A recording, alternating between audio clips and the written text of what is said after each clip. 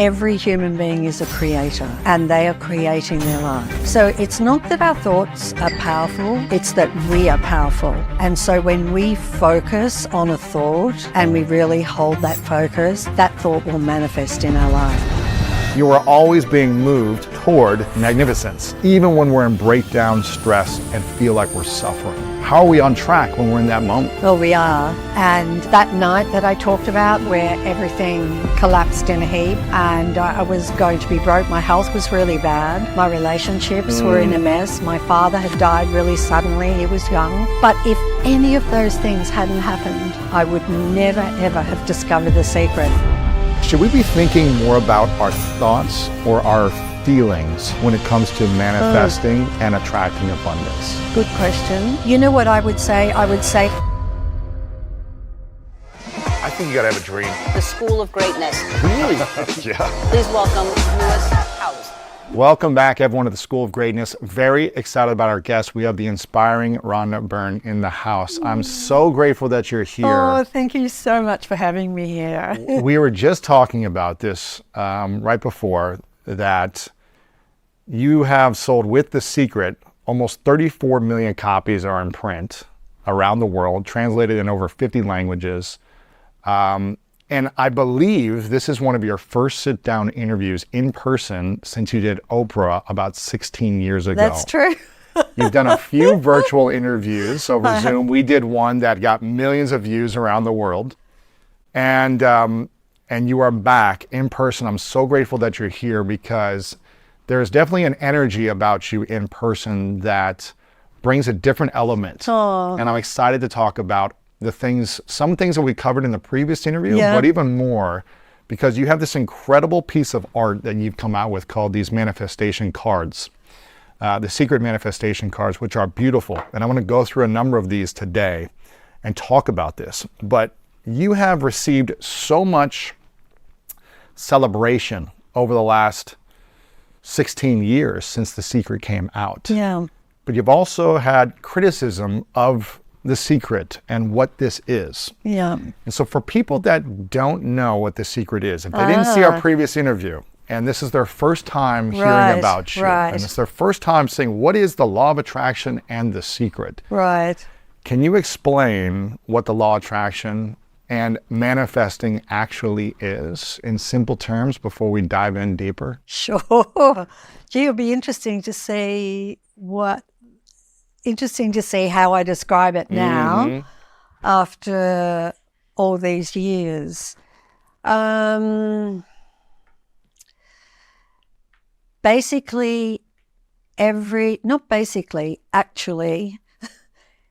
human being is a creator. And they are creating their life. And we don't know, for many of us, we did not know that that was the case. And we are creating our life through our thoughts. So it's not that our thoughts are powerful, it's that we are powerful. And so when we focus on a thought and we really hold that focus, that thought will manifest in our life. And so we create our own life through our thoughts and through the mind. Our mind is super, super, super powerful. Yeah. For good or for worse? Yes. So, for example, we can talk about what we want and we will manifest that, and so some people, they just see the abundance in the world, that's all that they see. They don't see any lack. They just see abundance and everything seems to go right for them. Everything falls into place for them. They invest in this and it skyrockets, and they buy a house in this place and that suburb goes crazy. And it's like everything they touch turns to gold. But it's because they have the mindset that is toward wealth and abundance, and they don't have a mindset toward lack.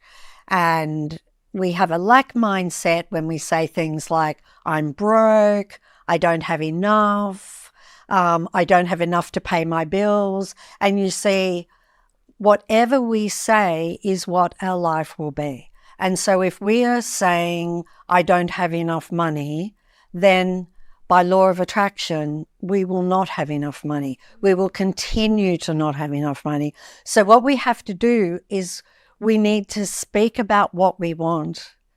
And we need to talk about, for example, if it's money or if it's health or if we're not feeling really great, then we can talk about what it feels like to be really well instead of talking about not being well, right? Because if we're talking about not being well, we're attracting more of that, more of that, more of that. Right. And so that's basically law of attraction. I mean, it is so wonderful and it's so intricate.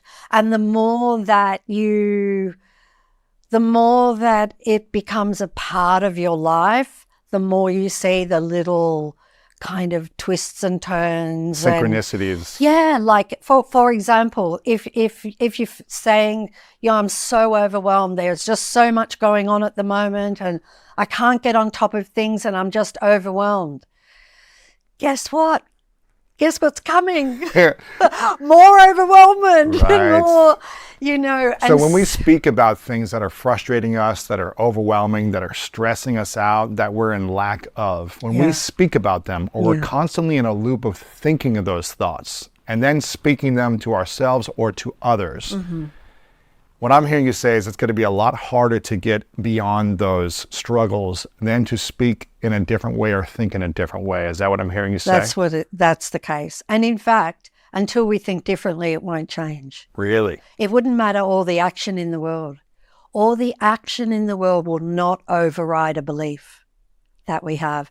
And usually when we speak, for example, if I'm saying, I'm so overwhelmed, so much is happening. And when we're saying I'm so overwhelmed, we believe it, like we're saying it with conviction, right? And so the fact that we believe it, it's not going to change. We're going to keep, more things are going to come, more things are going to come. And even if someone, let's say they did work hard for a long time and they're feeling this overwhelm and all of a sudden they started to make a lot more money, but it's not going to change the overwhelm if they keep thinking it. That's right. So more money might come because you spent more time in this world and worked hard, and it's just your time to make more. Right. But you still might say, well, I'm still overwhelmed. It's not enough. Yeah. Right? There's Exactly. not enough feeling. Even though you have more, Yep.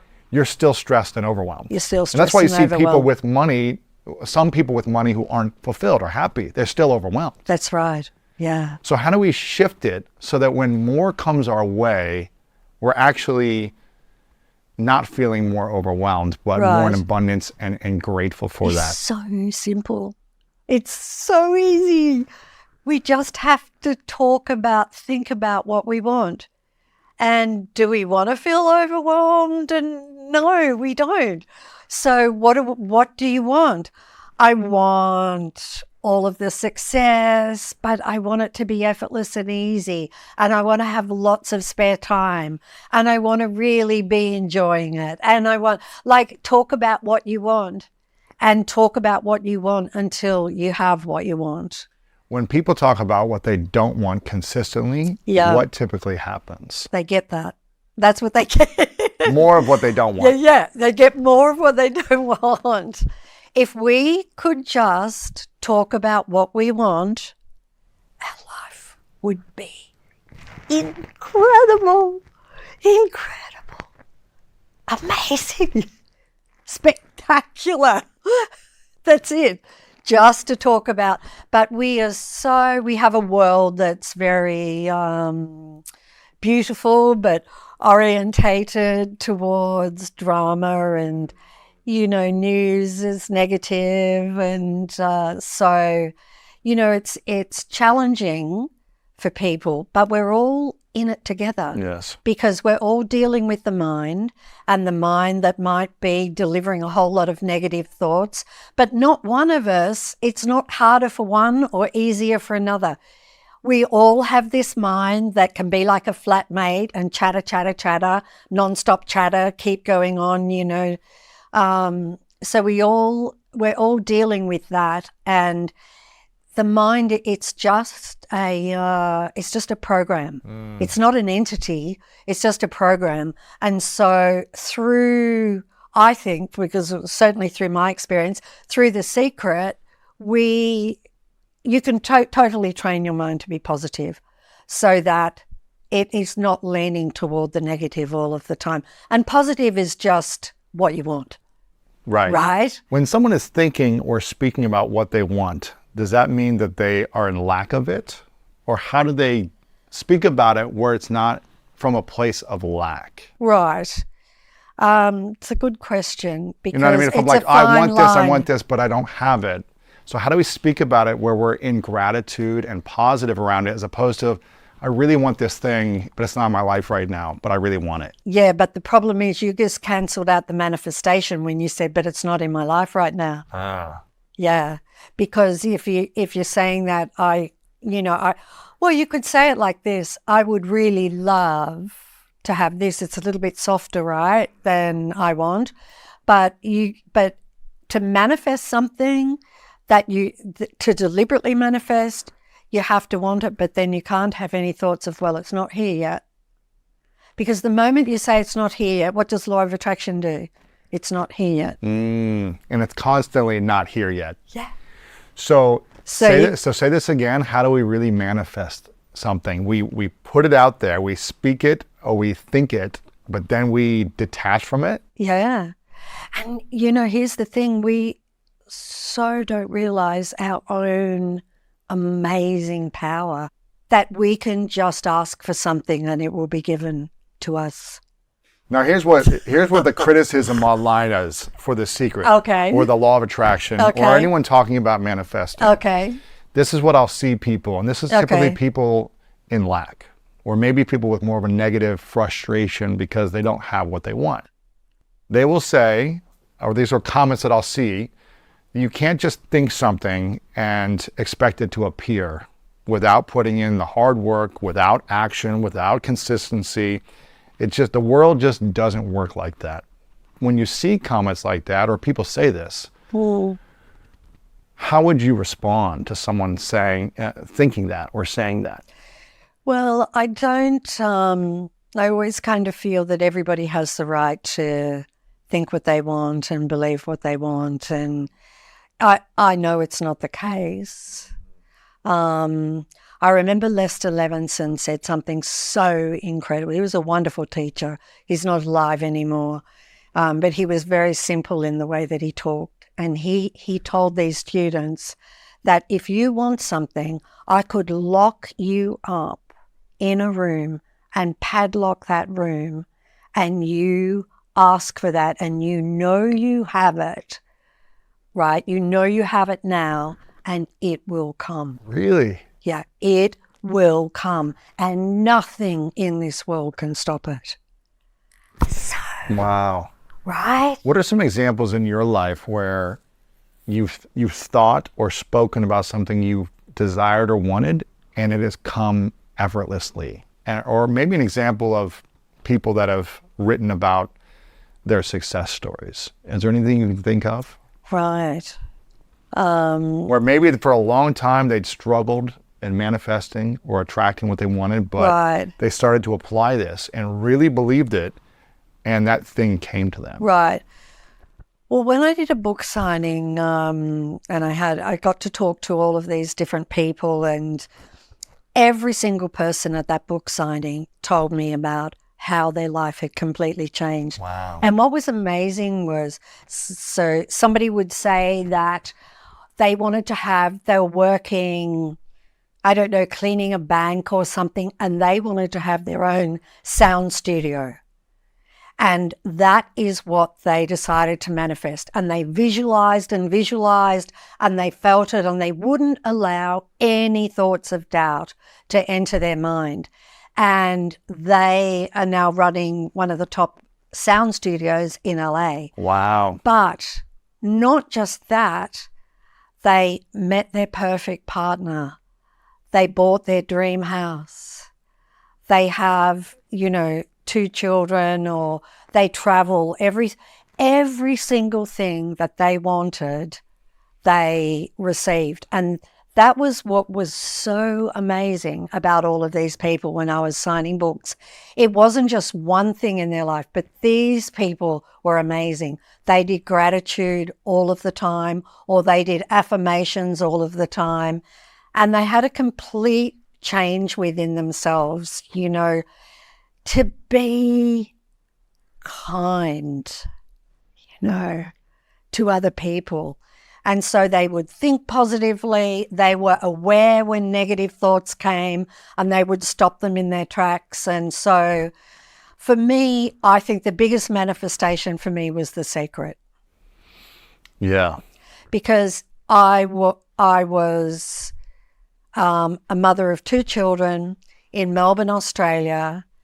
I had this night where Henny Penny, the sky fell in, everything in my life completely collapsed, right?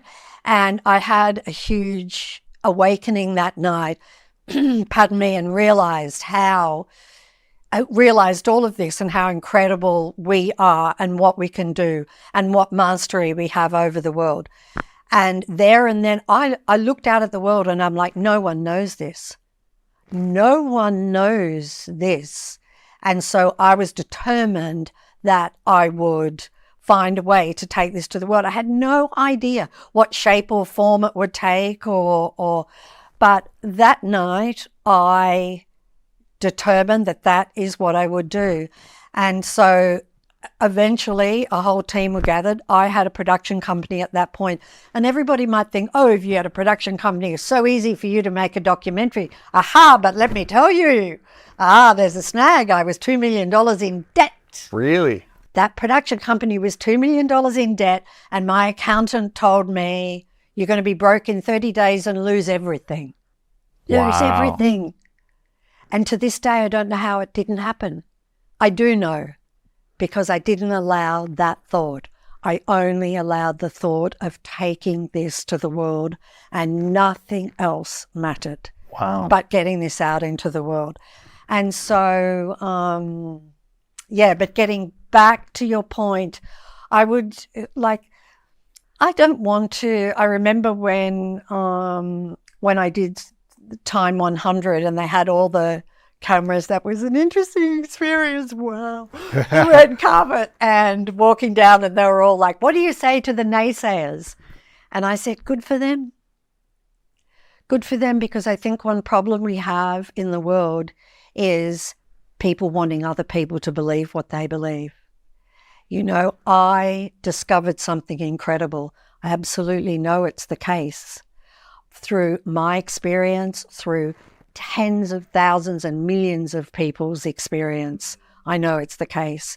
But if there's somebody that isn't ready for this in their life, that's fine. Yeah. Right? Right. That's totally fine. Well, because a lot of people feel like they might be in a breakdown. You know, during that moment of your life, you were struggling with your, business, different things in your life that were happening, relationships. It sounds like there were some challenges boiling up.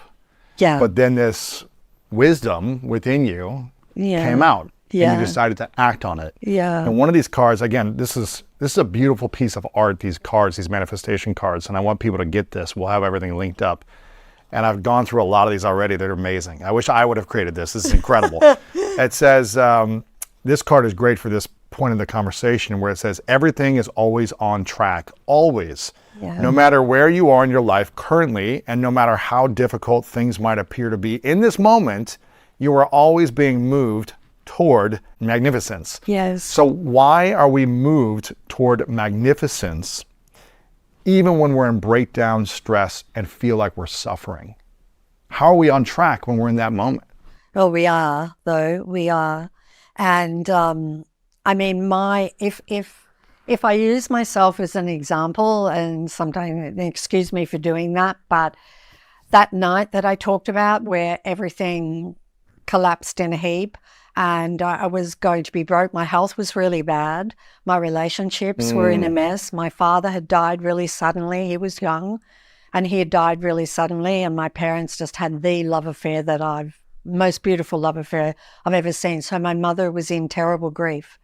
And so I had all of these things, and then I was going to be bust in 30 days. Wow. So I was able to turn all of that around. And if that hadn't happened that night, and I've thought about all of the things that led up to that night, And, you know, I was making 6 documentary films about murder. Can you imagine? Wow. Yeah, a subject and it was heart-wrenching because these were unsolved murders Oh, and talking to the families and everything like that. But it was perfection, the way that all of these things lined up, that I was making these movies and then that I plummeted into grief with my father, that I was so stressed about my mother. And all of these things led to this incredible night on the 9th of September at 9:30 at night, and where everything fell in a heap. And we could all say, oh, but that was so terrible, all those things happened. And not long before that, you know, years before that, I'd been fired and never imagined I'd ever get fired. But if any of those things hadn't happened, I would never, ever have discovered The Secret. And I've been through lots of tough things since, you know. it hasn't been perfect. When we're human, you know, we're going to have things, we're going to have things that will come that will have us go further, reach further, be more magnificent, be more understanding, be more compassionate. You know, when you lose somebody really close to you, you become very compassionate. You know, it helps to instill all of that. And so absolutely, I say that we are all on track. The first thing people always ask me is, what do you feel about the world? You know, oh my gosh, it's a mess. And I just say, everything's unfolding perfectly. It really and truly is. Yeah. It's unfolding perfectly. And the same for everybody. And somebody might be going through a really rough diagnosis, but from where I am, there's no end for any of us. Really? No. This, We are consciousness. There's no end. right. Yeah. So it's not going to end even if there's a bad diagnosis in our life. This is just the vehicle. This is just the car, you know, that we're using to travel around in the world. And so, yeah. This is another one of your cards that I love that speaks into this. And I hope you don't mind me reading Not some at of these. all. This one says, be grateful for your challenges. And you wrote all of these from your wisdom, which I think is amazing. It says, be grateful for your challenges. It's all of the hard things and apparently negative things that happen to us, which give us deep desire to change our lives. Be grateful for them because they have given you the strength and determination to manifest something different, and you will change your life. And we were talking about this beforehand, about how hard it is to watch people suffer, how hard it is to watch people you care about suffer, people struggling in the world that you don't know about, and seeing suffering happening. It's very challenging to witness, especially if you have a lot of compassion in your heart, if you're empathetic towards individuals, Yes. and if you felt pain yourself. Yes. Very challenging. It's very. So how can people be grateful for their challenges? Even though we know, I know you know and I know, that our biggest challenges of our past got us to where we are today. Yeah. It's like those moments of complete pain and suffering taught me my biggest lessons, which have given me strength and There you courage go. today. Yeah. But how can people fully understand that when they have a horrible disease, when they've lost someone in their life too soon, when there's an unfortunate war in their individual life or in their Yeah. country, they're going bankrupt? How can we empower people to be grateful for their challenges when there's so much pain and suffering in their life? Because being grateful is what will change their lives. And so the difficulties that they're facing, I mean, we have a lot of stories on our website about people with health challenges and how those health challenges just disappeared with love and gratitude. So, and just being grateful. Being grateful is, I mean, that is just number one. That's the fastest way for anybody to change their life. And I think if you went out and asked most people, they would say, oh yeah, I know it's important to be grateful. I think most people would agree with that. Grateful isn't spiritual or, it's just being grateful. And I just, if you want to see the power that you have to change your life really fast, then start doing gratitude and it will just blow your mind. It changes everything. Again, Yeah. next card I just turned to it is gratitude is the great multiplier. Set the universal forces in your favor for tomorrow. Tonight, before you fall asleep, go back over your whole day in your mind and replay each good moment, feeling genuine gratitude for each one. This practice ensures the universe will make your tomorrow a day filled with good moments and plenty to be grateful for the next day as well. Absolutely. And when we are ungrateful, when we are not in appreciation Yeah. for the good, the bad, the ugly, Yeah. what happens in our lives when we lack gratitude? We're taking things for granted, which means things will be taken from us. Oh, Yeah. Yeah. When we take things for granted, they get taken from us. Yeah. Gratitude will hold absolutely everything to us in our life. but It what? it will stick everything to us. How do we be grateful when we're in suffering or sadness or loss? I know it's really hard, but there's like suffering, sadness, and loss. That continues in that way, or there's suffering with gratitude, and the suffering gets easier, Right. or there's sadness with gratitude, and the sadness begins to lift, or the loss with gratitude. I know because of my mother was so grief-stricken with my father having died, and what brought my mother right out of it was gratitude. She was just so grateful that they got to have all of the years together that they had 5 children. There are 5 of us, and they had 5 children, that they had an incredible life, that they loved. They loved each other. It was love at first sight, and they loved and adored each other until the last moment. And she was so glad that he didn't suffer. She just found so many things to be grateful for. And this was the love of her life. But from doing that gratitude, she just lifted herself up and began to live a new life.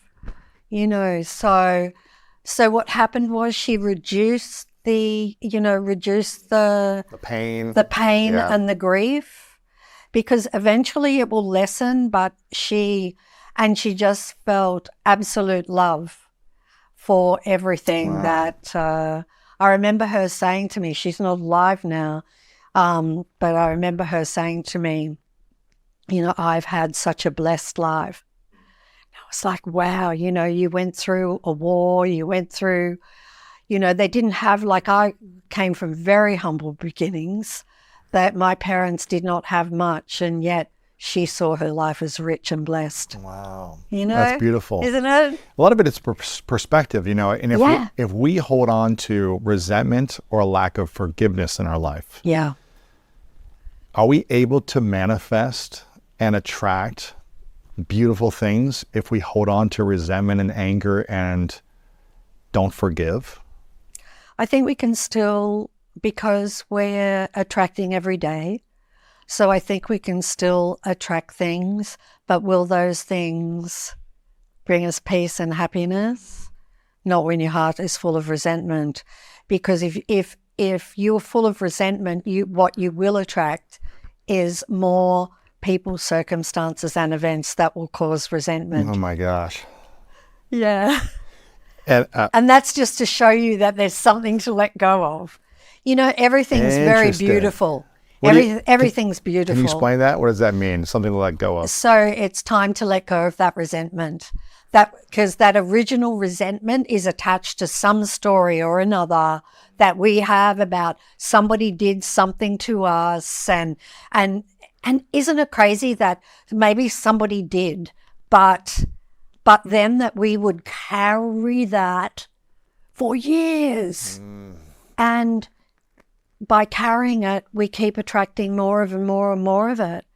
So it just shows you how all of those religious texts and everything, they got it really right. Yeah, of course. When they said not to, love thy enemy and all of those things that was said, all of those things make total sense. Don't carry those things with you.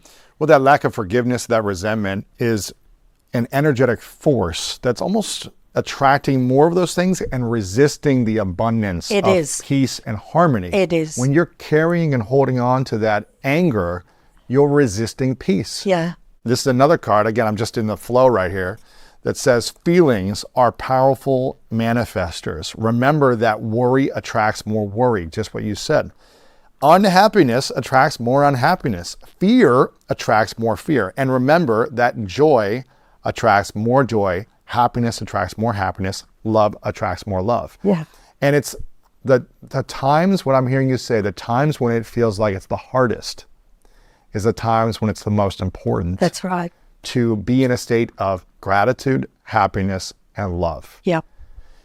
Because holding on to anger, unhappiness, and worry only attracts more of that. More of it. And I think everybody experienced that, right, during COVID. Yes. Right? With all of the worry about COVID, which then turned into fear, and people became more fearful, and then things seemed to get worse, and then more fearful, and things got worse, and things got right. When you got the whole world, when you have the majority of the world in so much fear, it's going to get worse. It is. Yeah. Should we be thinking more about our thoughts or our feelings when it comes to manifesting and attracting abundance? Good question. You know what I would say? I would say for people to choose whatever's easiest for them. I did thoughts. I became very aware of my thoughts. But too, I have to say, I also became super, super sensitive to what I was feeling. So much so that if I wasn't feeling good, I would not open my computer or any emails. Why is that? Because if I'm on a frequency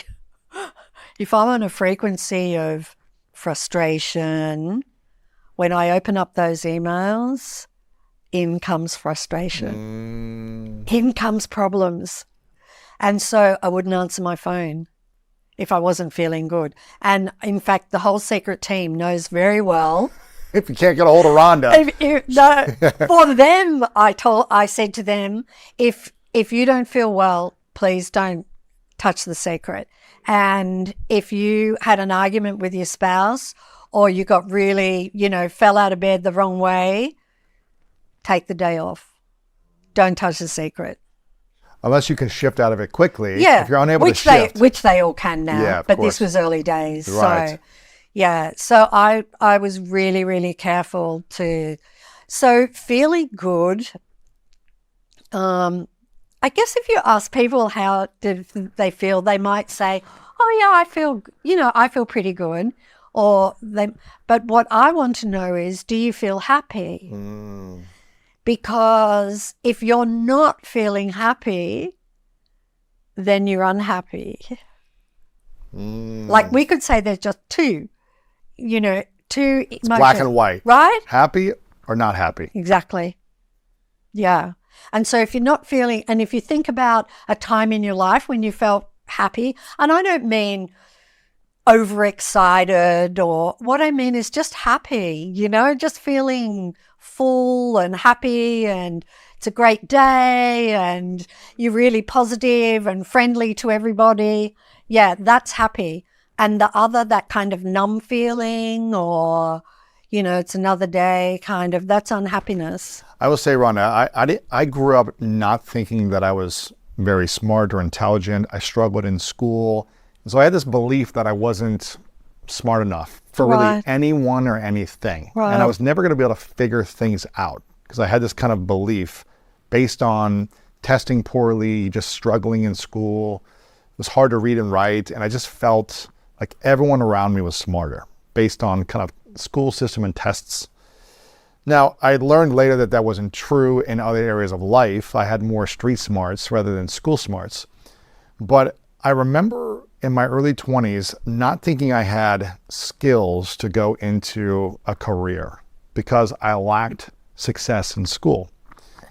And early on, I was trying to figure out, how can I start to make money? How can I get opportunities for me when I don't have these skills? And what I said to myself early on was, I'm going to bring joy and happiness everywhere I go. When I would enter a room, I would think about, okay, this is a pathway to joy. And I would smile as I would cross the doorway. I would cross it. I would just open my heart to joy and smile. Wow. And enter a room and smile at people. And when I would smile at other people and just ask them a question, how's your day? They would smile back and bring that mirroring energy. In this next card here, you say, live in joy. Humanity needs your joy. Planet Earth needs your joy. The universe needs your joy. And that's why you are here. Find what brings you joy, start living it, and you will have a fulfilled you will have fulfilled your purpose. And when I didn't know what my purpose was, I just said, I'm going to be joy. And that is purpose. And things started to unfold in my life. Financial opportunities, people wanted to be around me more, and they wanted to help me. I didn't know why, except for that I brought joy and happiness. So I want people to know that, when you bring joy, even if you don't know what direction you're heading, or what should I do next, or the next chapter of my life, joy unlocks opportunities, like you said. And I love this message in this card here. Well, that was just such an insight that you received, where that's like a divine message to you to do that. Because on the frequency of joy is everything that you could ever want. Really? Yeah. Everything. Yeah. It's not when you're in Joy. anger? Joy, no. But I mean, people must notice, I just think it's so obvious. Look at your life and you can see how you're creating it.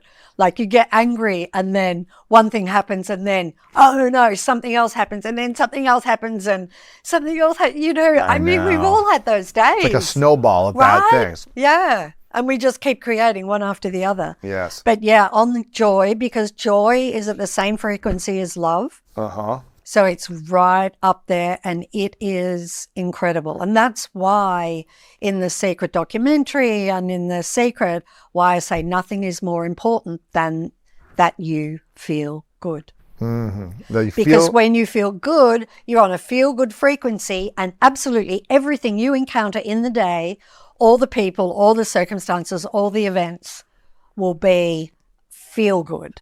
They will be things that make you feel even better, even better, even better, even better. So, yeah. There's a quote from a famous football coach in America. His name is Vince Lombardi, who passed away, but he won a number of championships for the Green Bay Packers, I believe it was. His quote that he would say to his, his team, his athletes, was that what did he say? He said, either be fired up with enthusiasm or you'll be fired with enthusiasm, right? It's like you either got to bring the joy, is what he was saying. Yeah. Bring the energy, bring the positive excitement, or you'll be fired passionately. Right. Because it's hard to manifest or excel at a high elite level in sports or something if you're not bringing passion and joy in a loving, happy, joyful way. It's hard to, maybe you could have some success, but to kind of maintain that level of opportunities and flow, it's hard to do that without it, right? Wow, that's really interesting, because that's the same with life too. Mm-hmm. Right? It's really like, for example, when you're in joy, you will manifest so fast. It's a really high frequency and you will manifest really, really quickly. The thing is, if you're in grief and despair, it's very slow. Right. And that's a protective mechanism for all of us. Because I had one time in my life where I hit depression, and because I was extremely worried about my daughter, and there was just like this black cloud, and I thought, I have completely thought myself to here. I could see all of the scary thoughts that I believed, and And I am here now. Here is where I am. And I knew I was here because to experience it so I could help people out of depression. And so... So no one else created you to get there. You I created did it. You created yourself. Oh, to yeah. Yeah, because I just believed all these thoughts that all these scary thoughts, I was just believing them all. And my daughter's fine and well today, you know. They were just all thoughts. And yeah, so now, I mean, I'm really, I guess, really fortunate. I tried everything that I knew, which was to be grateful and to think positive thoughts. So I tried thinking positive thoughts. I could feel how weak they were. What do you mean by that? Like they didn't have a lot of power behind them. So they were like, I'm happy, but I'm not really happy. Yeah, not feeling it. Because the depression was, you know, it was strong. And so what I did was I decided to not resist the depression, but to love it. Tell me more. And it melted away. What does that look like if someone's going through 3 to 6 So months I of had to depression? imagine this. I had to create like a picture of this, but I kind of like I could feel the sensation of it because depression is just a sensation. All of our feelings are just sensations, and they're not actually us. They're just a sensation. But I would get that sensation, and I would feel that sensation of depression, and then I just imagined putting my arms around it and pulling it into me. And that was hard to do. Not pushing it away or resisting because it. that's what we do. You see, we push away bad feelings because we don't want to feel the pain, right? We numb them. We try to escape from them. Exactly. We do everything. But I did the opposite because I knew what you resist persists, right? Yes. And so I just imagined putting my arms around. The moment that I did it, whew, it just evaporated, that whole feeling of depression. And then a couple of hours later, it started to come back, not nearly that same level, did it again. In 3 days, was totally gone. How long had you been experiencing the depression for? Was this weeks? Was this months? It was like a couple of weeks. Couple of weeks. Mm-hmm. And if you would have resisted it or numbed it or tried to escape it. Yeah, I'd still be there. Really? Yeah. So what I'm hearing you say is that you embracing the sadness, the pain, the grief, the loss, whatever it might be, but embracing it and creating a relationship with it, as opposed to pushing it away, allowed it to flow through you and leave you. Yeah, it can't stay because nothing negative can remain in the face of love. Wow. Love is the light. And everything negative, you could say, is darkness. There's one way to look at it. And so if there's love, the darkness just disappears. And that's why it just evaporated. It was the most incredible feeling. And I knew I'm experiencing this so I can share it with people. How does someone, I mean, The Secret, 34 million plus copies, you know, tens of millions of people have watched the movie. All the other books and programs and products that you have been, you know, sold by millions of people, have been bought these things.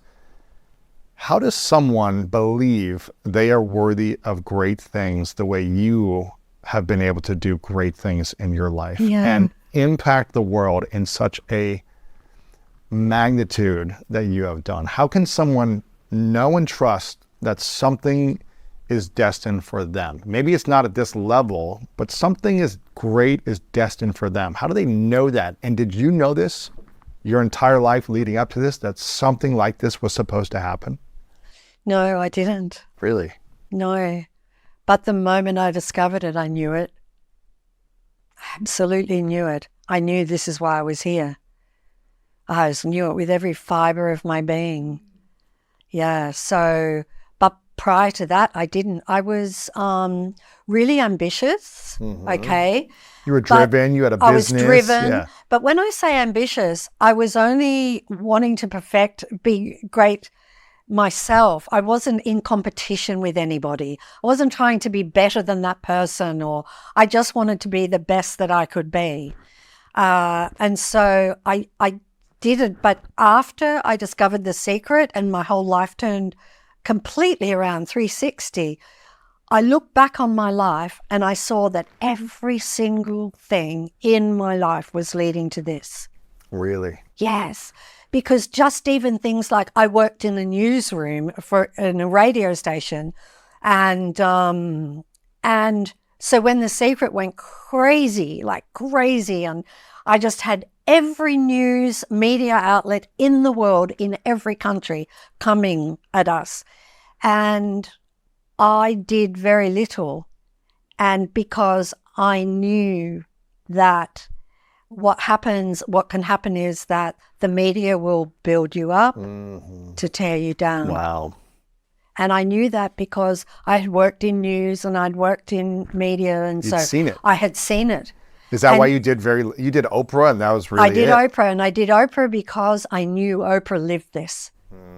And you see, I didn't want to go onto anything where I didn't want to have arguments with people, because I'm not trying to convince you to do anything. I discovered something and I wanted to share it. And if you find that it's incredible for your life, then I'm so happy. If you don't want to hear about it, that's fine too. So I didn't want to get into situations with people where they're like, oh, this is, as if the mind can do this.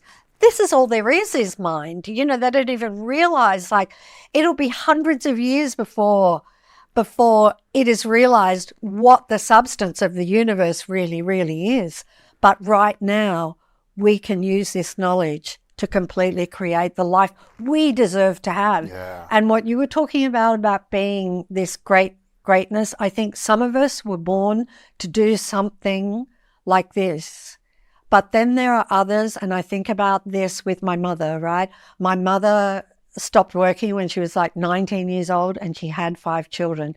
But my mother achieved greatness because she was an incredible mother and she was an incredible wife. And so her level was different. And I think, what you did or what I did, not everybody is prepared to take the risks. You took risks. Yes. You can't do it without the risks. Yeah. Yeah. I took huge risks. I put everything on the line. I would have been on the streets. I mortgaged, overdraft. I did everything possible to get The Secret out to the world. And I didn't care, honestly, what happened to me after it. I just wanted to get it to the world, and that was it. And so you have to have, there's something within you that it really pushes you. But then there are people that they might love what they do, and they don't want to be running a company. They don't want the stress of that. Yeah. They love their family. They want to spend as much time with their family as possible. They just really love to have a better house or, and I think, honestly, if you can live your life and you can bring joy to other people just by your presence, if you can do that, oh my God, you've lived the greatest life possible. You really have. That's because every single person, their true nature is joy and their true nature is love. And that's why you feel so good when you're in joy. Right. Right? Yeah. And that's why we feel so good when we're loving, and being loving is smiling to that person like you did, I'm opening the doors and I'm going to smile. Yes. So, Absolutely. Yeah. I mean, you talk about kindness. This is the next thing on top of here. So you just said kindness. We're in sync right here. We're in sync. Kindness changes everything. Want to see your life change for the better today? Then be the kindest you've ever been to every person you encounter. When you do that, it's hard to have a bad day. Or you can't. It's not possible. That's why just do that, I'm like, just do that one thing, and you don't take my word for it. Try it for yourself and just see for yourself what happens. Yeah. I remember this person contacted us and really early on. And he said he decided that he was just going to be happy. I think it was a hairdresser. And he said, I'm making a decision that I am going to be happy and I'm going to see what happens. And it was incredible what happened in his life. Got his own hairdressing salon and just because he made a decision to be happy. What's on the happiness frequency? Everything that you want to make you happy. Absolutely. So. I'm curious about after The Secret came out and every news outlet in the world wanted to hear more about what you were creating. You do Oprah, which that, blows up everywhere. You're Time 100 most influential person in the world. You're selling tens of millions of copies within the first few years. This message was everywhere. You could not go into a store without seeing this book. No, true. How did you navigate the success and not let that weight or pressure break you? Because some people want the impact, the success, but then they're not ready for it. How did you prepare yourself? And was that a conscious decision not to do a lot of interviews after that, to not be picked at or try to be pulled down in certain ways? Like that was a conscious decision. It was. But... Like, did you feel ready for the success? Did you feel prepared? Or did you feel like this was a little overwhelming? I never felt it was me. What do you mean? It was the message. That was the star. Interesting. And I never felt that it was me. Like even writing The Secret book, I absolutely knew that, and making the documentary, like it was a miracle what happened making that documentary. The way everything that we ever needed just landed right at our feet. It was so spectacular. It was the most incredible thing I've ever seen. And I just knew the universe, just putting that in that most affectionate way, I knew the universe was with us. And so, and writing the book, it was the same thing. Like I felt such a rush in writing that book. I couldn't write it fast enough. All the things that I'd learned and practiced and I wanted to share with people. But, I got a burst blood vessel in one of my eyes. I had my feet got all cracked. All the skin on my feet got cracked from the high frequency in writing that book. Really? Yeah. Because you were telling me before off camera that you wrote this book in Santa Monica in an apartment. I just did. A few miles from here. With my laptop on my lap. With your laptop on your lap in a small little apartment. Yeah. Were you on the beach? Were you off the beach? What was your environment like? Off the beach. It was a very simple little corporate apartment. The documentary had been released and I was writing the book and I had... it was just the perfect situation. I knew exactly everything that I wanted to say. It was really just rushing through me. And because of the frequency you had, so your body was feeling. My body really, yeah. That is fascinating. And after it, I was wiped out. You were like exhausted. You were like energetically drained. Energetically drained, yeah. And so then with each book that I wrote, I tried to manage that more, that I wasn't so wiped out. Now I could write a book and not at all. Right. Yeah. But were you a writer before this? No. Do you know what? Was this your first book? The Secret is your first book and you sold 34 million copies. That is crazy. I know, right? I remember when Beyond Words contacted me and said, we want you to do The Secret book. Well, I knew there'd be a secret book because I'd seen it in bookstores in my mind all around the world. Wow. In the front window, I'd seen it. I didn't know what it looked like, but I could feel the book. And I said, yes, like I knew there'd be a secret book. And I said, okay. And they said, and we want you to write it. And I said, I'm not a writer. And guess what? I heard those words. And I'm like, yes, I am. You switched it, yeah. Because I'm not a writer means that you will not be a writer, right? And I'm like, yes, I am, because I can do anything that I put my mind to. And everybody can do anything they put their mind to. And so I wrote, and I was very specific. I wanted to write to people as though I was just talking to them, and not, any kind of incredible, huge words or anything like that. I wanted it to be super, super simple, because law of attraction was a hard concept to get your head around at that time. It's understood a little more these days, but. And this is what I love about what you did, because you first said you saw it in your mind and you felt the book in bookstores. Yeah. Right? You felt it, so you were connecting the thought, the visualization of what you saw in your mind and the feeling. You had those two things connected, it sounded like. And this is where I think some people get wrong about the law of attraction or The Secret, is you had those two things, the thoughts and the feelings, as if it was already happening, but then you took action. You wrote the book. You didn't just say it's magically going to be in bookstores. There had to be some action somewhere, whether it was you or someone else. Yeah, but I had the publisher come to me to say, you're going to write the book. You drew it in. So I attracted that. But do you know what? With that book, I honestly feel like I was just the stenographer. You were just downloading And that's why, in answer to your question, how did I manage all of that? Honestly, I just felt like I was the luckiest person in the world to be a part of that journey. But I know without a doubt the universe was just there. This had to come out into the world, and it was there to help at every turn.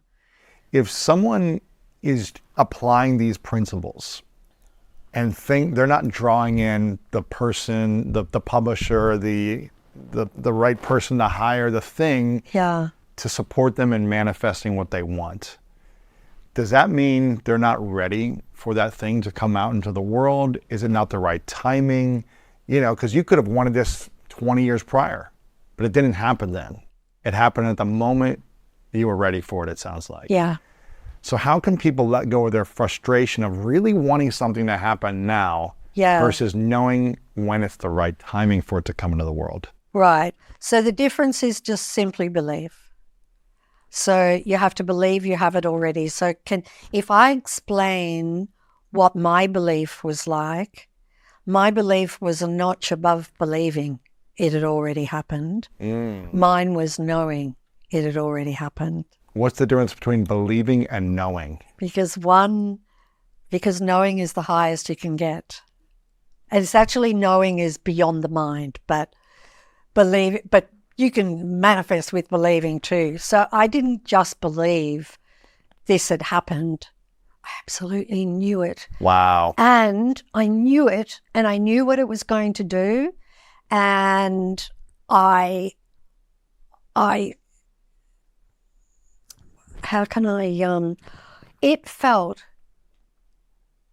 knew it so much that I felt like I had already lived the entire journey of making it and it coming out, and that I had such a great time that I was reliving it.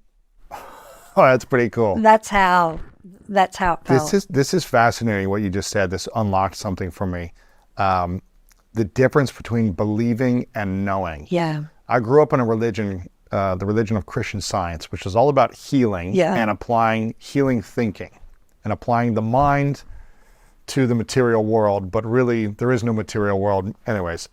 But one of the things that I would hear over and over again when I felt like something was off in my life, or I felt like I was feeling a pain, or something physical in my body was off, out of alignment, we would have Christian Science practitioners, spiritual practitioners, that would give us prescriptions, but they weren't medications. They were spiritual medications, essentially, right? Gotcha. And they were always called truths. And they would always say, know the truth. They didn't say believe this. They would say, know the truth. And when you know it, it is true. And it is a reality. And it was hard. It was confusing as a kid because I was like, well, but I feel this thing and there's this pain, but how can I know it?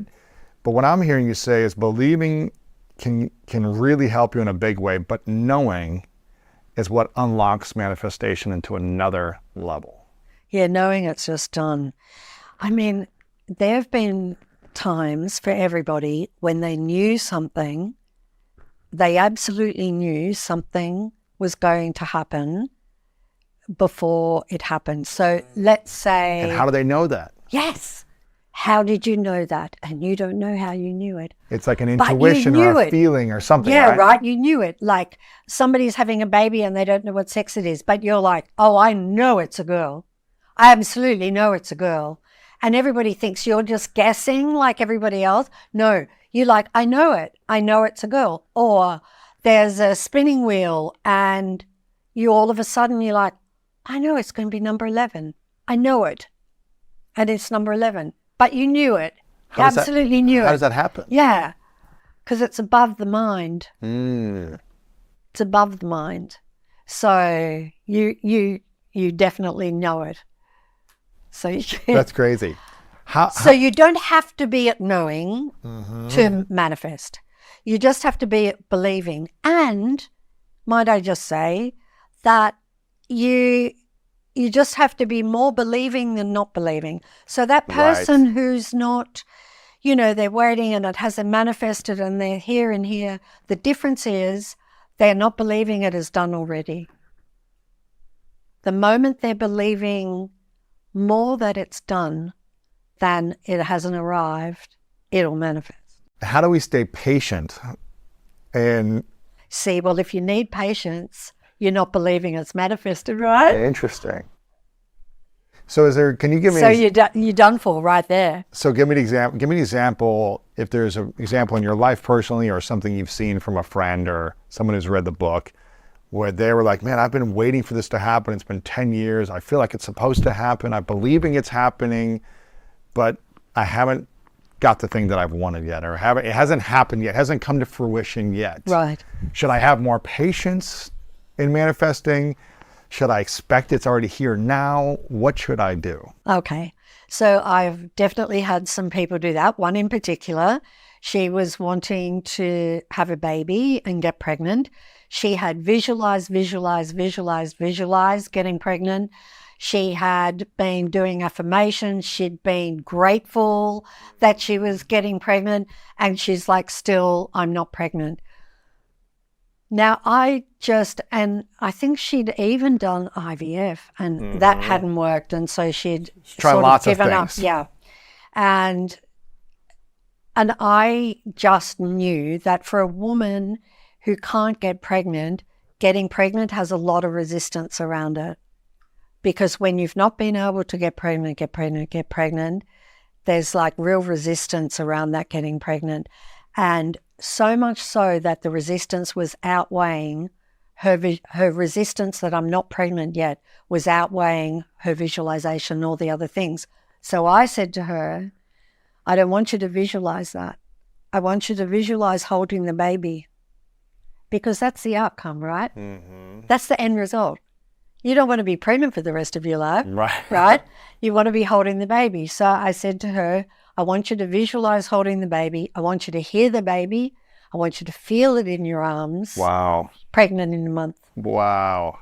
And I've done that with a lot of women. This is, even you saying that, I'm not a woman, but it's like imagining, a child coming into my life from my partner and hearing the baby, having the baby against my chest, being born, feeling the heartbeat of the child next to my heartbeat, having this beautiful moment. Like I'm already seeing the future happening now. Yeah. By experiencing that feeling, as opposed to like I'm feeling it. Oh, it's I know. going to You happen. better be You know what I mean? careful. I know.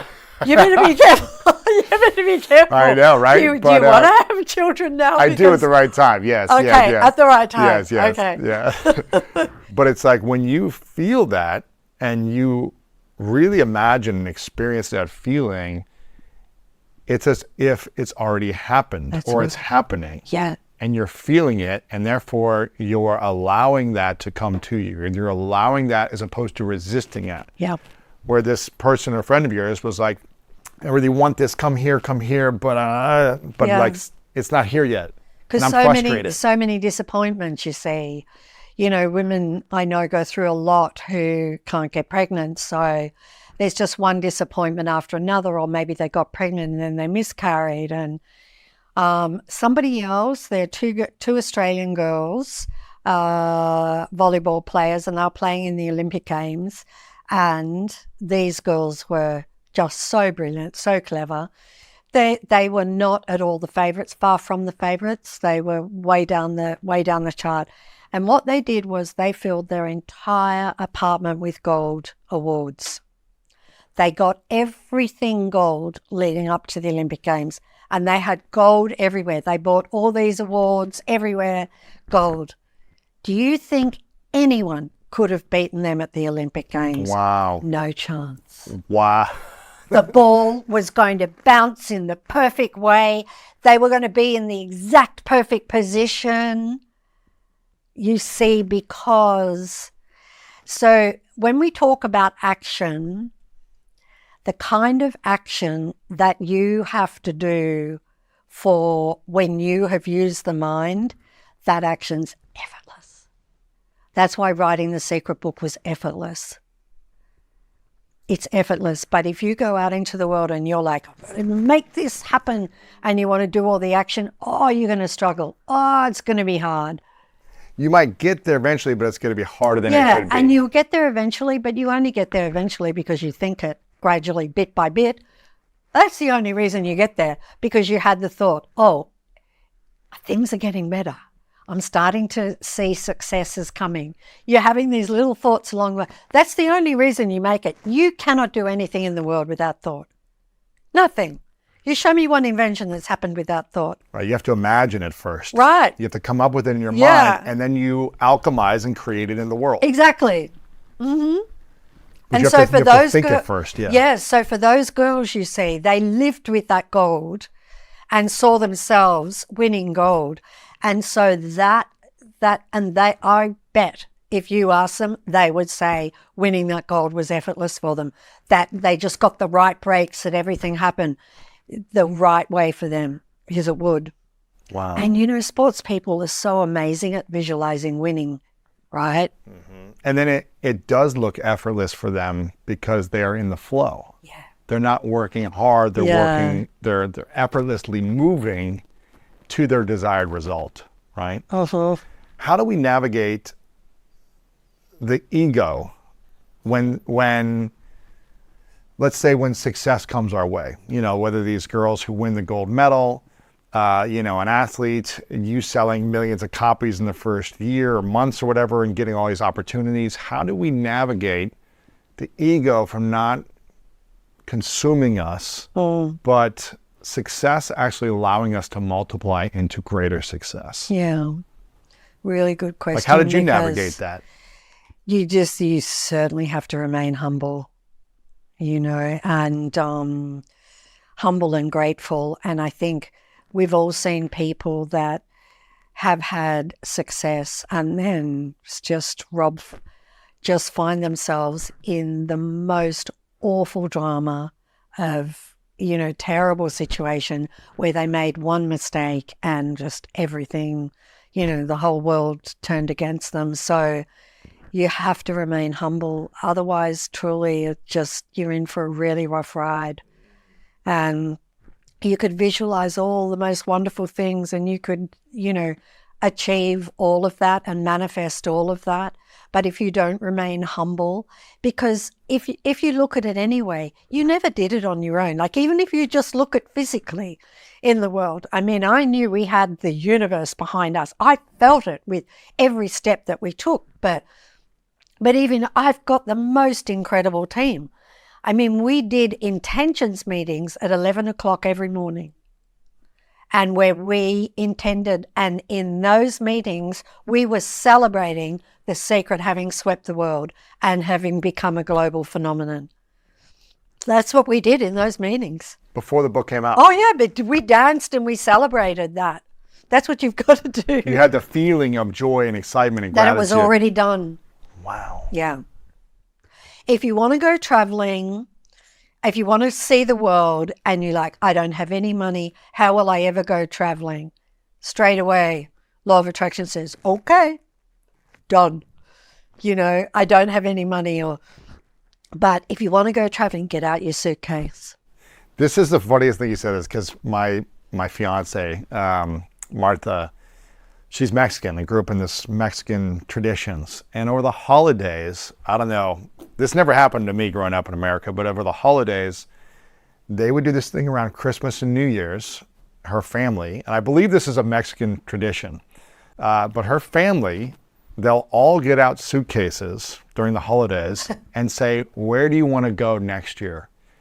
And then we leave the house with the suitcase and say, we're going to Japan. We walk out and we skip down the sidewalk with a suitcase. Me and Martha did. And then each family member does this and tells the experience of where they went. I'm going here, and this is where it's going to feel like in the experience, and it's this joy and excitement talking about the trip. And we take the suitcase out the door, and then we come back, and we tell the experience. And we said this last year, Japan. And now I believe we literally just booked our trip to Japan happening in like a month. Oh, So I was going to say, you are it's going happening. to Japan. Yeah, it's happening. No, it's happening. Yeah. We've already booked it. Wow. But even though I didn't know when or how at the end of last year, we set an intention. You did. We celebrated it. We talked about it. And we allowed the universe to open up to see, when is this possible? How is this possible? What are we going to be doing, right? And things are coming to us in a way that's going to create a beautiful, magical experience. Oh, so fantastic. But we took our luggage out. Great and so I don't know if this is story. like a Mexican tradition. This is but amazing. It's just, so literally what you said, Yeah. they do every year. It's really cool because it sets that intention. Yes, acting as if is what it is. It's acting as if you already have it. Like I remember there was this lady who wanted to be in the audience on the Oprah show when I was going to be on there. And the audience was completely full. It was booked out. But what she did was she got her suitcase out and she got a flight to Chicago. I mean, this is somebody really, really game. And she gets a call, a message on her phone when she lands in Chicago to say, come to the studio, we've got a seat for you. Yeah. But she had already intended it and went She there. had to get a seat. This is fascinating. Because she really believed and knew. So acting as if, like, I know I wrote this in one of my books, but there was this woman who wanted a horse. She couldn't afford to buy a horse. So she went and bought the bridle. And she put the bridle on her table in front of her and looked at that bridle every day. Is that the saddle? Is the bridle the bridle? I What think is it's the. I'm not a for really the, great for like horsey. the mouthpiece? Yeah, the straps that Gotcha. go around the head kind of thing, I think. And within a couple of weeks, she, through actually the most extraordinary set of circumstances, she got offered a horse. My goodness. Yeah, through someone, and she got offered a horse. But of course, she was acting as if she already had the horse. She bought the bridle. So, and I always say the universe abhors a vacuum. Say it again? The universe abhors a vacuum. So abhors is ABHORS, abhors. The universe dislikes a vacuum. The universe can't tolerate a vacuum. It has to fill it. So if you create a vacuum, which is why, like, for all the people who want to meet their perfect partner and you go to their house and their wardrobe is totally full and there's no room for their partner's clothes, right? And they sleep in the middle of the bed. Where does their partner sleep? Right? Right. So you've got to create a vacuum, and so you've got to sleep on that side of the bed so the partner sleeps there. You got to make room in the bathroom. Interesting. You need to make room in the closet. You've created a vacuum.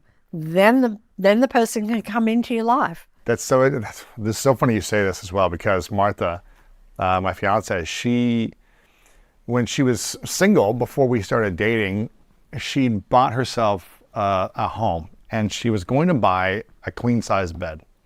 But her coach was like, well, are you trying to, what type of man are you trying to attract? And she's like, well, a king. I'm trying to attract my king in my life, right? Not saying that I'm a king or whatever, but like I'm trying to attract. And she was just saying, explain, what's he look like? Is he short? Is he tall? Is he, And she was like, nah, he's like 6'4", and he's an athlete, and he needs space, right? And her coach was like, well, you can't buy a queen or full-size bed if you want to attract a bigger guy. You need space. Like you said, you need to have a big. So for a number of months, she had this big king-size bed, and she's tiny. She's like 5'2", right? So she was sleeping on this big bed. She's like, is this weird because I have this extra space? But she allowed room for me to be there as well. How amazing. And you hear this with your life is full of these stories, I know, this right? is funny. It's so good. And you hear a lot of, I'm assuming, mothers-to-be, they create rooms with a crib, and they have the room ready for that's like creating a vacuum, right? Right, it is. For the baby to then Yeah, good arrive, observation. right? A lot of mothers do this, nesting or whatever it might be, right? Great observation. It's another example of okay, I'm struggling getting pregnant, but let me just intend and set the intention that there will be a child here. Yes. But I got to do it before it comes. Yes. And you know what people might say? Some people might say, oh, no, you might jinx it. Come on. Come on. Are you going to believe that thought? Yes. Don't believe that thought. Don't believe any thought that you don't deserve things. You deserve everything you want. Everybody deserves everything they want. And there's no shortage. Yes. How do we, this is a card you talk about with negative thoughts. How do we, when we want something, how do we learn to navigate the negative thoughts that come and go? Because not all of us, are going to be able to have perfect positive thoughts all day long, especially when there's challenge or breakdown or maybe some financial strain or pain, physical pain. Yeah. So how do we navigate negative thoughts based on what you've talked about? The secret really is to become more aware of what's going on in your mind. And you might, to begin with, just become aware of your feelings, and all of a sudden you're not feeling very good. And I promise you, if you're not feeling very good, it's because you've had a whole lot of negative thoughts that you've been giving your attention to. And that's why you don't feel very good. And so you need to become more aware. And so I just had somebody yesterday say to me that they spiraled downward in a particular situation, and then they kind of came out of it, and they were like, why did I do that? Why did I let all of those thoughts get me down like that? And I said to her, but you know what? What you did is amazing because you saw it.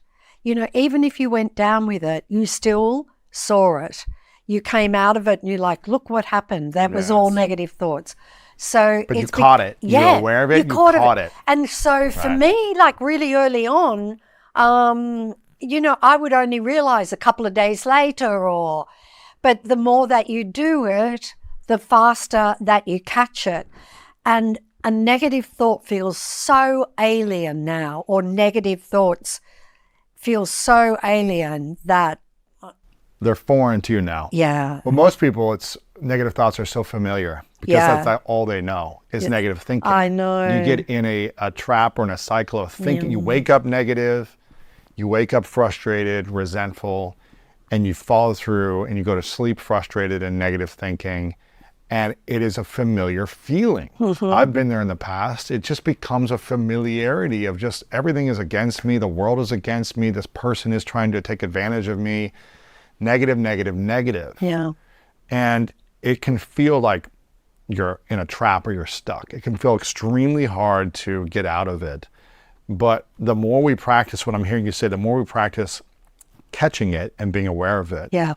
And practicing replacing it with a different type of positive, empowering thought. That's right. Then the more familiar that will start to feel as well. That's right. It's just a pattern that is, the mind's just a program. Yes. It's just a program. So it's programmed right now based on what each of us have been putting into it.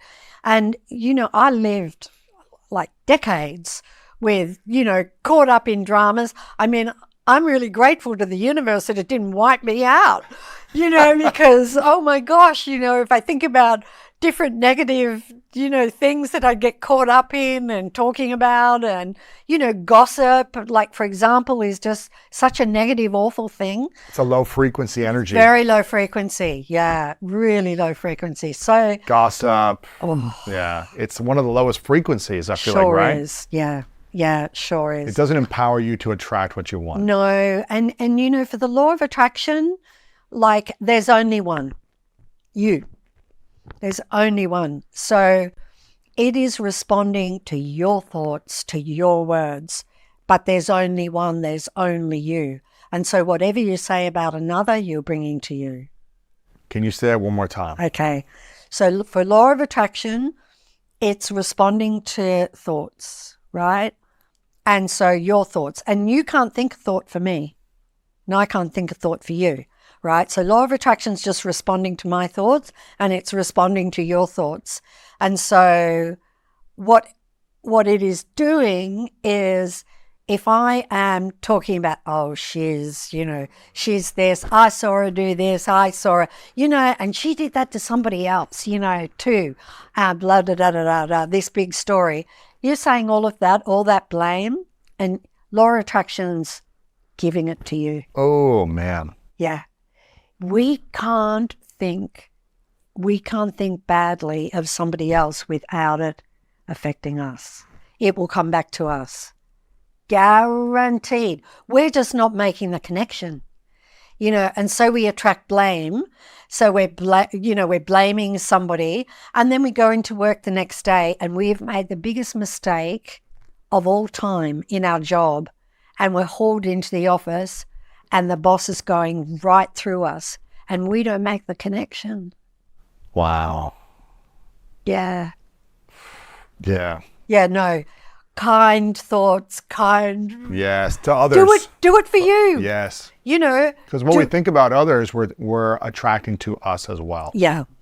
It's hard, but the universe can't make that distinction, right? No. The difference. No, and there's only one for law of attraction. In truth, there's only one, too. Overall, we feel very individual, but there is only one. But for law of attraction, there's only one. And if you think about it, it has to be that way, that it's just responding here to these thoughts, to these thoughts. It's responding to these thoughts, to these thoughts. It's responding to these thoughts. None of it's personal. Right. Not personal at all. It's not saying, oh, I know you don't really want that. Right. I'm not going to give it to you. Right. But if you're speaking it, you will. Yeah. We're talking about the Secret Manifestation Cards by Rhonda Byrne. Make sure you guys get a few of these decks. There's tons of different decks out there in the world that people make, but I don't think I've seen a deck this beautifully done. The design, the artistry. I know Nick was heavily involved in this on your amazing team. Amazing team. It's beautiful. I mean, I just want to frame these. They're like pieces of art. Yeah. So they are powerful. I think it's 65 cards. 65 cards. And a 16-page booklet that is in this that will give you, in a moment, you pick it up, you take up the first one, you shuffle the deck, you pick it out, you're going to get inspiration. And by law of attraction, like if you wake up in the morning and draw a card, by law of attraction, that is the most important message you need to hear in this moment. Let's go. Right? Let's go. I'm excited. I want people to get this, the Secret Manifestation Cards. Oh, thank you. Make sure you get this. I've got a couple final questions for you, but people can get this at thesecret.tv. I believe it's the main page where they can get it. Everyone on social media, The Secret or The Secret 365 is also on Instagram, but pretty much everywhere The Secret on social media and thesecret.tv, where you can sign up for the newsletter, get information about all the books that Rhonda has. The last book, The Greatest Secret, is incredible. We talked about that in our previous interview. We did. It's incredible. I have a couple final questions for you, Rhonda, but I just wanted to say before I ask them, I'm so grateful that we're doing this in person. There's an amazing energy about you that is magnificent in itself. The energy, the wisdom, the passion and the joy you bring. I'm so glad we're doing this in person. I hope we can do this every year or in the That would future be again, nice. That and would just be nice. continue to have these conversations Yes. because I feel like there's an amazing flow here. So I've loved every second. I'm very grateful you're here, and I know people love hearing from you. So Thank you. I'm so glad that we're doing Thank you. this.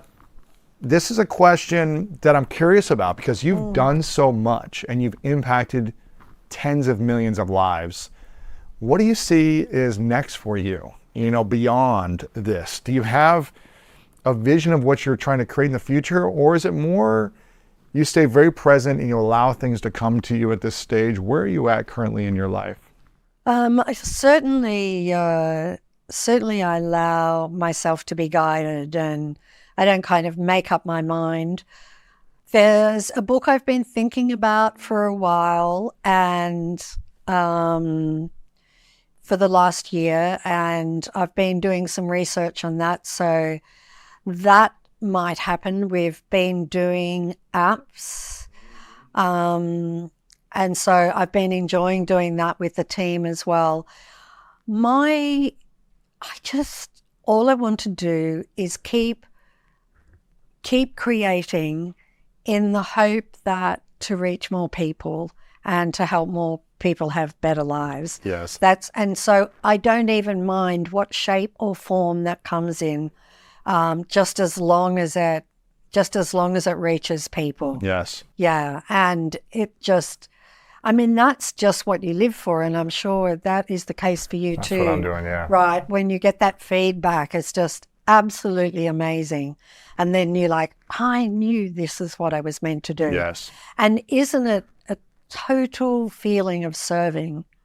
Is a real feeling of that, is it not? 100%. Isn't it? Yeah. And that's where we get a lot of fulfillment when we're in service. Yeah, of course. Yeah. That's beautiful. I'm so Yeah. excited. Well, we're here to support you, spread the message whenever you have the next book or Thank project. you. So we're here Thank to do you. more Amazing. of this. I asked you this question the last time. It's what I ask everyone towards the end of my interviews. And I'm curious if it's the same or if it's different. And we'll have to go back and hear the previous interview to see where I was at. But this question is called the 3 truths. So imagine a hypothetical scenario. You get to live as long as you want in this physical world, but it's the last day for you. Somewhere in the future, it's the last day. And you get to continue to create all the books, the apps, the projects, or whatever you manifest in the future. It all comes true, as it has for you in the last 15, 20 years. But for whatever reason, in this hypothetical scenario, you have to take everything with you. So no one has access to the manifestation cards. They don't have access to the movie, the secret, the book, or anything you've ever created. Hypothetical scenario.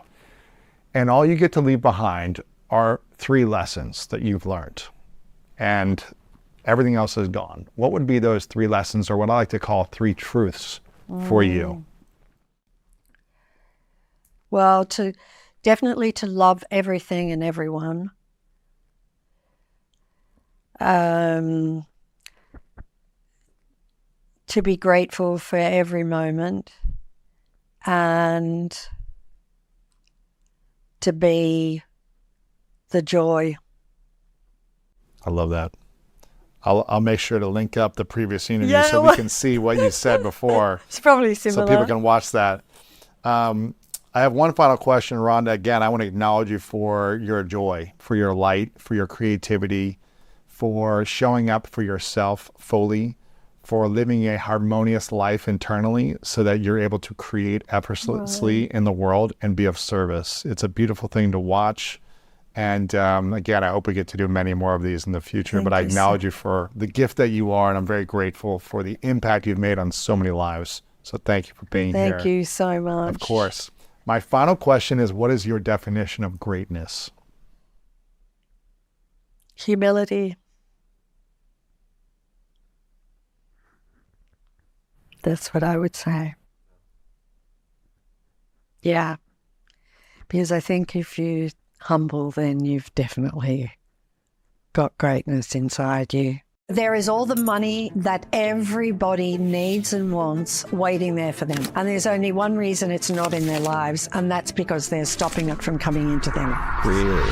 How are we stopping it? By thinking we don't have enough, by thinking we don't deserve it, being programmed the way you were, that my family didn't have very much, kind of born on the wrong side of the tracks kind of thing, or to believe that we only get money through our job. Law of attraction can only do what you believe. We are unlimited beings. We limit ourselves down to nothing.